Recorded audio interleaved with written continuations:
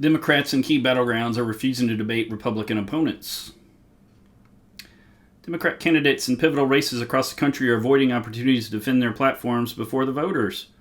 Democrat candidates in pivotal races across the country are avoiding opportunities to defend their platform before the voters 2 months before the November midterms. On Sunday, Arizona's Secretary of State and fall gubernatorial candidate Katie Holmes became the latest Democrat nominee to refuse a debate with her Republican rival. In a statement, the Hobbs campaign declared former television anchor Kari Lake too extreme to share the stage with the Democrat candidate. Unfortunately, debating a conspiracy theorist like Kari Lake, whose entire campaign platform is to cause enormous chaos and make Arizona the subject of national ridicule, would only lead to constant interruptions, pointless distractions, and childish name-calling, Hobbs campaign manager Nicole DeMont said. We must respectfully decline the invitation. Heaven forbid it would be about letting their voters know what their opinions and stuff on things are. If you believe in your side enough, you would have answers to anything that would be said by your opponent. Hobbs' campaign had made separate half-hour interviews instead. Lake called on Hobbs to grow a spine in a video published on Twitter. I have asked the Clean Elections Commission to extend the deadline for you to confirm your attendance to the day of the debate, Lake said, announcing plans to speak across from an empty chair on October 12th if need be. So she'll just give her free reign of the platform, and then Democrats won't tune in. They won't know anything that their candidate has to say. That's great. In the video, Lake also labeled Hobbs a twice-convicted racist, referencing the verdicts in 2 jury trials which found the Secretary of State engaged in discriminatory employment practices as Arizona's Senate Minority Leader. Further up north on the West Coast, 5-term Washington Senator Pat Murray is refusing to engage with Republican Senate nominee Tiffany Smiley, who challenged the incumbent lawmaker to 4 debates. She's not only refuses to accept a debate with me, Smiley said on Fox News' Guy Benson show Monday, but she won't even participate in a joint interview. On the East Coast, Pennsylvania Democrat Lieutenant Governor John Fetterman, or Fetterwoman, I guess, who was pursuing an open Senate seat vacated by retiring GOP Senator Pat Toomey, has blamed his health for refusal to debate Republican television doctor Mehmet Oz. In May, Fetterman suffered a stroke where, in his words, he almost died.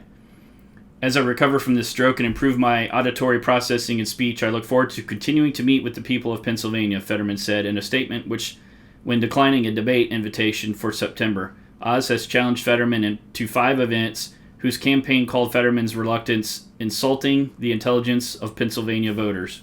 In refusing to debate because of his health, Fetterman, whose auditory stumbles on the campaign trail make the candidate at times seemingly indistinguishable from President Joe Biden, is trying to have it both ways. On the one hand, Fetterman claimed his health precluded the Democrat nominee from taking the stage with his Republican opponent, Dr. Oz. On the other, voters are still expected to believe Fetterman is healthy enough to represent them in the upper chamber, complete with long hours on the Senate floor, for a full 6-year term. Plus, he's actually campaigning and speaking and stuff like that in public. If he's on a stage elsewhere, why can't he be on a stage and debate somebody? After blowback for bowing out of an event on September 6th, Fetterman gave an interview with Politico, where he pledged to participate in a single televised debate with Dr. Oz scheduled for October. We're absolutely going to debate Dr. Oz, and that has really always our intent to do that, Fetterman told the paper. But on Monday, even Washington Post editorial board called on Fetterman, who initially concealed the severity of his stroke, to do more. Mr. Fetterman has seemingly been reluctant to commit to firm debate dates, and that troubling stance has raised questions about whether he, still recovering from a serious stroke, is fit to serve in the Senate. Wrote the Post editorial board, Mr. Fetterman is asking voters for a 6-year contract without giving them enough information to make sound judgments about whether he's up for such a demanding job.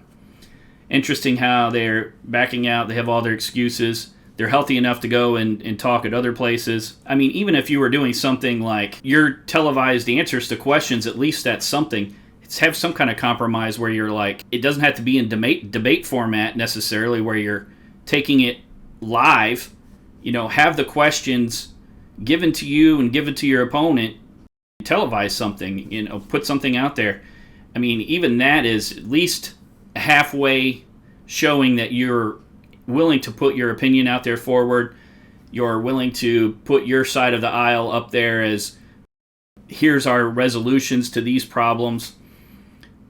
This shows that they're just scared They're using these tactics of like, well, Republicans are too extreme. There's no way we can get up on stage with them. What it really amounts to is a lot of times these people are destroyed. Carrie Lake is very good at speaking.